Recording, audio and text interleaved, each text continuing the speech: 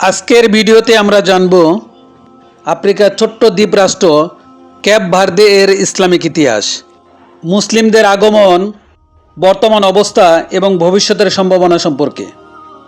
Cap Verde এই দেশটির অবস্থান এবং ইসলামিক ইতিহাস সম্পর্কে আমরা অনেকেই জানি না। অনেকেই মনে করেন আফ্রিকার প্রায় সব দেশেই ইসলাম বহু শতাব্দী আগে পৌঁছেছিল, কিন্তু ক্যাপ ভার্দের ইতিহাসটা কিছুটা ভিন্ন। ক্যাপ ভার্দে আটলান্টিক মহাসাগরে অবস্থিত 10টি আগ্নেয়দ্বীপ নিয়ে গঠিত একটি স্বাধীন রাষ্ট্র। দেশটি আফ্রিকার পশ্চিম উপকূলের কাছাকাছি হলেও দ্বীপগুলো দীর্ঘ সময় জনশূন্য ছিল। 1500 শতকে পর্তুগিজ নাবিকরা এখানে বসতি স্থাপন করেন এবং পরবর্তীতে এটি পর্তুগালের উপনিবেশে পরিণত হয়। ক্যাপ ভার্দেতে ইসলামের ইতিহাস খুব প্রাচীন নয়। আরব বণিক বা মুসলিম শাসকদের মাধ্যমে এখানে ইসলাম বিস্তার লাভ করেনি, কারণ পর্তুগিজরা দ্বীপগুলোতে বসতি গড়ার আগে এগুলোতে স্থায়ী জনবসতি ছিল না।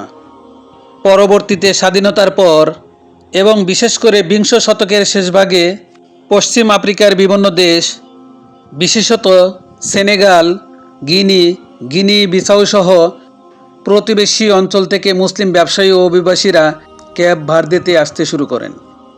তাদের মাধ্যমেই দেশটিতে প্রথম মুসলিম সম্প্রদায় গড়ে ওঠে।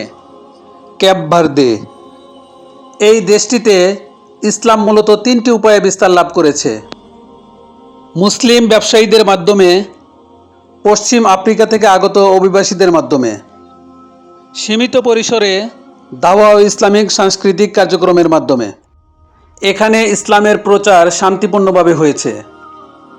মুসলিমরা মূলত ব্যবসা, ক্ষুদ্র বাণিজ্য ও বিভিন্ন পেশায় নিয়োজিত। বর্তমানে এই দেশটিতে মুসলিমরা সংখ্যালঘু।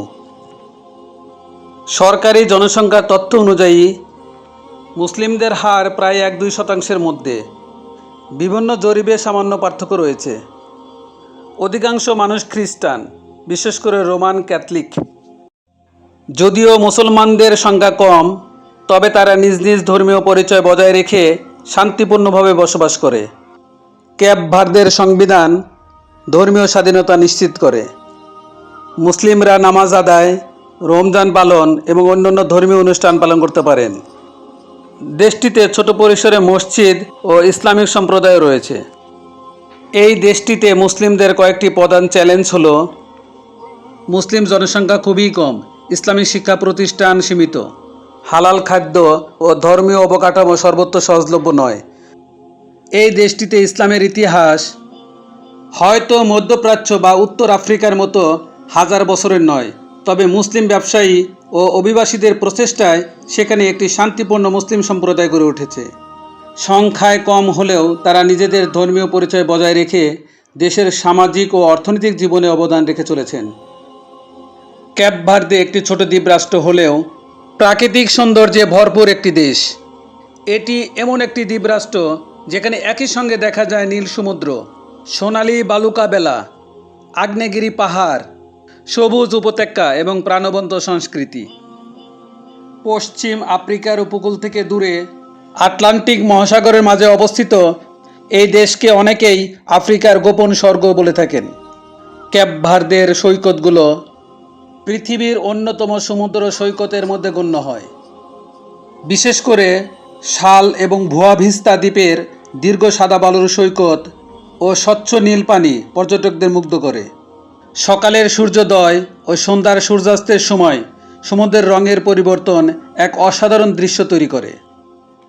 মহান রব্বুল আলামিন আমাদের বসবাসের জন্য এবং আমাদের মনোরঞ্জনের জন্য দুনিয়াকে কত সুন্দর করে সাজিয়েছেন। এই জন্য আমরা মহান রব্বুল আলামিনের প্রতি বেশি বেশি কৃতজ্ঞতা স্বীকার করব এবং শুকরিয়া আদায় করব। আল্লাহর আদেশ নিষেধ মেনে চলব। দুনিয়া এবং আখিরাত উভয় জাহানের কল্যাণ কামনা করব। মহান আল্লাহ আমাদের সবাইকে তৌফিক দান করুন। আমিন।